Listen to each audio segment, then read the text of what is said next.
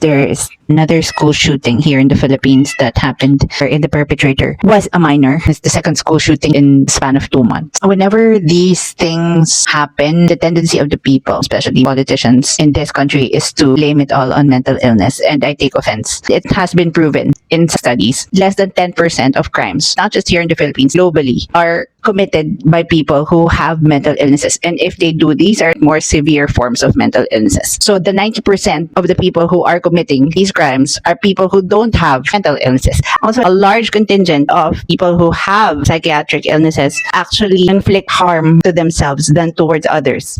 And people who suffer from mental illnesses are more likely to have abuse and violence inflicted upon them than in the other way around. I see the news, how everyone is talking about mental health, and gusto natin yun. But what we don't want is for people to minimize something as complex as school shootings and violence and directly blame it on mental illness. Because if we look at the pattern, the school shooting in Tacloban, one perpetrator had an aunt who was in the police force, and that's where they got the gun. Now, the Zamboanga shooting, the child got the gun from his father, who was also a police officer. Looking at that statistic and also the violence committed by the police around the world, instead of putting the blame on mental illnesses, bakit hindi natin tignan how the police people who are in charge of protecting us citizens are being trained, especially with their participation in the drug war, how they are evaluated psychiatrically, or more importantly, if they are even fit mentally to protect the citizens. It's also worth evaluating why are these kids being allowed to play with and to have access to those guns. I see this as a parent who have psychosocial disorders and who has a kid who suffers from depression.